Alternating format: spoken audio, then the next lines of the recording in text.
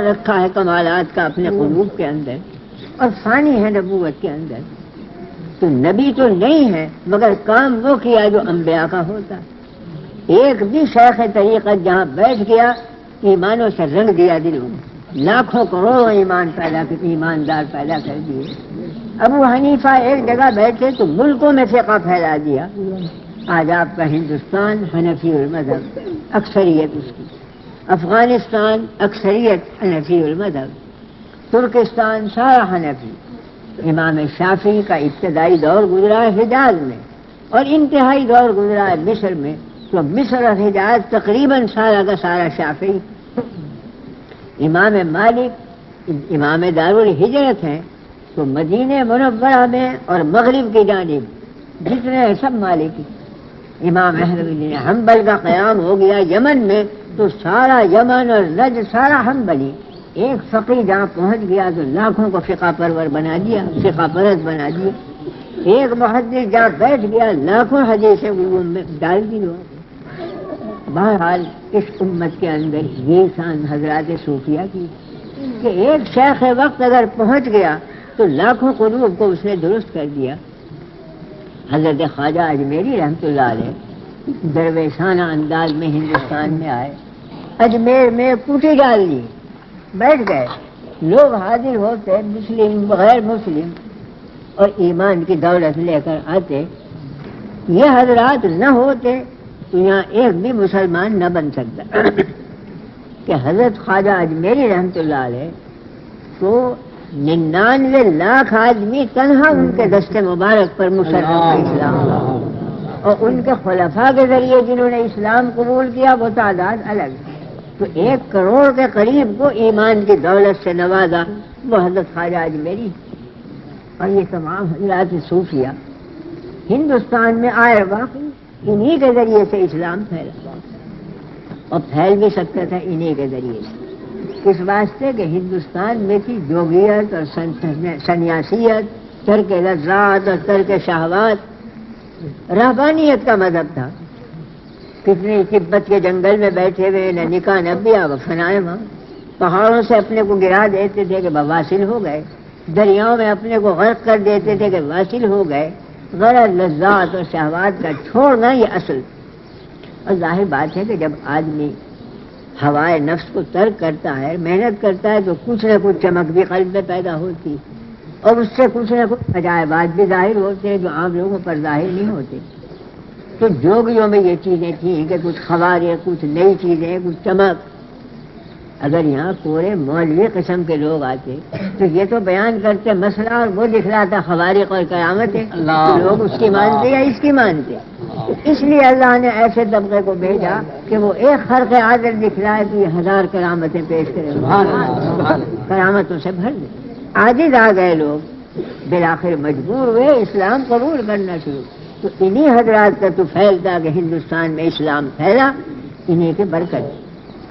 تو میرے کہنے کا مطلب یہ تھا کہ حضور کی ذات بابرکات سے تعلیم کا سلسلہ پھیلا تو کروڑوں علماء بن گئے، تربیت کا سلسلہ پھیلا تو کروڑوں صوفیہ بن گئے، اور ہر لائن میں لاکھوں آفتاب و مہتاب موجود کہ ایک ایک کی نظیر پیش کی جائے تو وہ بے نظیر ثابت ہو۔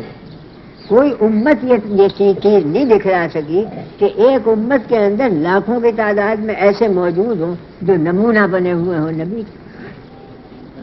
امام غزالی رحمۃ اللہ علیہ کے واقعات میں لکھا ہے، بعض حضرات نے، بعض عارفین نے خواب دیکھا اور وہ خواب بھی نیم کشف تھا کہ دربار ہے نبی کریم صلی اللہ علیہ وسلم کا اور ایک مرصع تخت پر آپ تشریف فرما ہے، دائیں طرف تمام انبیاء علیہ السلام بیٹھے ہوئے 1,24,000 اور بائیں سمت امت کے تمام علماء اور صوفیاء اور حکماء جمع، دربار سجا ہوا، ایک طرف انبیاء ایک طرف اولیاء۔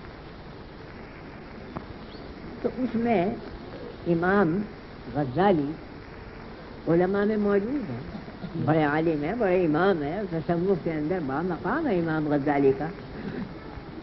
وہ ادب کے ساتھ حاضر ہوئے اور تخت کے سامنے آ کر عرض کیا کہ یا رسول اللہ کیا یہ آپ ہی کی حد نہیں؟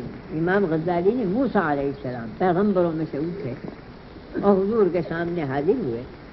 موسیٰ علیہ السلام نے عرض کیا کہ یا رسول اللہ یہ آپ ہی کی حدیث ہے کہ علماء امتی کا انبیاء بنی اسرائیل، میری امت کے علماء ایسے ہوں گے جیسے بنی اسرائیل کے پیغمبر ہوتے تھے۔ بالکل سمجھ میں آنے والی بات نہیں، کہاں نبی کہاں امتی۔ نبی کی جوتیوں کی خاک کے بھی نیچے ہوتا ہے امتی، نبی کی شان بہت بلند، تو آپ نے کیسے تشبیہ دے دی امتی کو نبی سے؟ چاہے کتنا ہی بڑا عالم ہو قطب ہو، میں کہتا ہوں کہ نبی تو نبی ہے، کوئی بھی بڑے سے بڑا قطب صحابیت کی غرض کو بھی نہیں پہنچ سکتا۔ صحابہ کا جو مقام ہے وہ غیر صحابی کو نہیں مل سکتا، تو نبی کریم صلی اللہ علیہ وسلم کی شان تو بالا اور عرفہ ہے، تو کیسے تشبیہ دی جائے؟ تو وہ تعجب تھا موسیٰ علیہ السلام کو، تو عرض کیا کہ یا رسول اللہ کہ یہ آپ ہی کی حدیث ہے کہ علماء امتی کا انبیاء بنی اسرائیل، میری امت کے علماء ایسے ہوں گے جیسے بنی اسرائیل کے پیغمبر۔ فرما ہاں میری حدیث۔ عرض کیا کہ یا رسول اللہ کسی عالم کا امتحان لوں؟ فرما جس کا جی چاہے۔ تو سامنے نظر آئے امام غزالی نے انگلی سے اشارہ کیا، وہ ادب کے ساتھ حاضر ہوئے اور ہاتھ باندھ کے کھڑے ہو گئے۔ موسیٰ علیہ السلام نے فرمایا مسموک، تمہارا نام کیا ہے؟ انہوں نے کہا کہ محمود ابن محمد ابن فلاں ابن فلاں ابن فلاں، آدم علیہ السلام تک پورا نسب نامہ اپنا پڑھ کے سنا دیا۔ موسیٰ علیہ السلام نے فرمایا کہ یہ کیا بھدا جواب دیا تم نے؟ جواب یہ ہوتا ہے کہ جو سوال کیا جائے اس کا جواب دے۔ دنیا بھر کی چیزیں جواب میں ذکر کری، آداب کے علم کے خلاف، تو جب تمہیں یہ بھی تمیز نہیں ہے کہ سوال کا جواب مطابق ہونا چاہیے سوال کے، تو کیا علم ہے تمہارا؟ بس سرزنش فرمائی اور لے رہے ہیں امتحان کہ جو میں نے پوچھا تھا وہ یہ تھا کہ نام کیا ہے؟ کہہ دیتے محمود۔ میں نے نسب نامہ کب پوچھا تھا تمہارا کہ آدم علیہ السلام تک پڑھ کے سنو۔ امام غزالی بہت ادب سے گردن جھکائے سنتے رہے، اور موسیٰ علیہ السلام فرما رہے ہیں کیا بے ڈھنگ کا جواب۔ عرض کیا موسیٰ علیہ السلام نے کہ حضرت مجھے اجازت ہے کچھ عرض کرنے کی؟ فرما ہاں کہو۔ کہ آپ جب طور پر گئے اور اللہ سے مناجات شروع کی، آپ کے ہاتھ میں عصا تھی، لاٹھی تھی، حق تعالی نے پوچھا وما تلک بیمینک یا موسیٰ، اے موسیٰ تمہارے ہاتھ میں کیا ہے؟ آپ نے جواب میں کہا ہی عصایا اتوکل علیہا واحث بہا علی غنمی ولی فیہا مآرب اخری، یہ میری لاٹھی ہے، کبھی اسے ٹیک لگاتا ہوں، کبھی پتے جھاڑ لیتا ہوں، کبھی بکریاں چرا لیتا ہوں، اور اس میں اور بھی بڑے منافع ہیں، اگر پوچھیں آپ تو میں اور بیان کروں۔ تو حضرت سوال تو صرف لاٹھی کا تھا، لاٹھی کا نسب نامہ تو نہیں پوچھا تھا اللہ، یہ کافی تھا کہ ماں دل کبھی ابھی کیا ہے تمہارے ہاتھ میں؟ کہ حضرت لاٹھی، لاٹھی کے یہ اوصاف کا پوچھے تھے جو آپ نے سارے بیان کیے۔ موسیٰ علیہ السلام مسکرائے، فرمایا کہ یا رسول اللہ آپ کی حدیث بالکل صحیح ہے کہ علماء امتی کا انبیاء ہے بنی اسرائیل ہے، میری امت کے علماء ایسے ہو گئے جیسے بنی اسرائیل کے پیغمبر، صحیح ہے۔ اس میں بعد ذرا سا سوال یہ پیدا ہوتا ہے کہ امام غزالی کو یہ ضرورت کیسے علی تم نے غلط جواب دیا؟ تو حاصل یہ نکلا کہ حضرت آپ نے بھی تو غلط جواب دیا، تو نبی پر الزام قائم کرنا تو کفر ہے۔ امام غزالی کو یہ ضرورت کیسے ہوئی کہ وہ الزامی جواب دیں اور کہیں کہ جو میں نے کیا وہ آپ نے بھی کیا؟ اگر یہ غلط ہے تو معاذ اللہ وہ بھی غلط۔ یہ ایک سوال پیدا ہوتا ہے طالب علم، لیکن غور کیا جائے کہ الزام نہیں قائم کیا بلکہ دعویٰ اتباع کا کیا کہ میں آپ کا متبع پیرو ہوں۔ موسیٰ علیہ السلام نے جواب کو کیوں طول دیا؟ سوال تو اتنا تھا کہ ہاتھ میں کیا ہے، کافی کا جواب کے لاٹھی، لیکن لاٹھی کے اوصاف بیان کر کے لمبا وقت تو لیا۔ اس کی بنا یہ تھی کہ موسیٰ علیہ السلام عشاق خداوندی میں، نبی سے زیادہ کون عاشق ہو سکتا ہے اللہ کا؟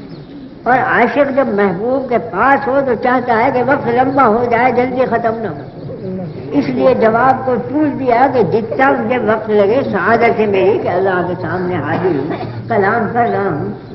اسی لیے جملہ کہہ دیا کہ ولی فیہا مآرب، اس میں اور بھی منافع ہے، لاٹھی میں نہیں، آپ سوال کریں تو اور وقت لمبا لگے گا، میں جواب دوں تو چاہتے تھے کہ طویل سے طویل وقت صرف ہو کہ کہاں بندہ اور کہاں خدا کی ذات بابرکات، میری کہاں قسمت کہ اللہ کے مواجہ مجھے نصیب ہوں، جتنا لمبا وقت صرف ہو جائے میرے عشق کی تسکین ہو۔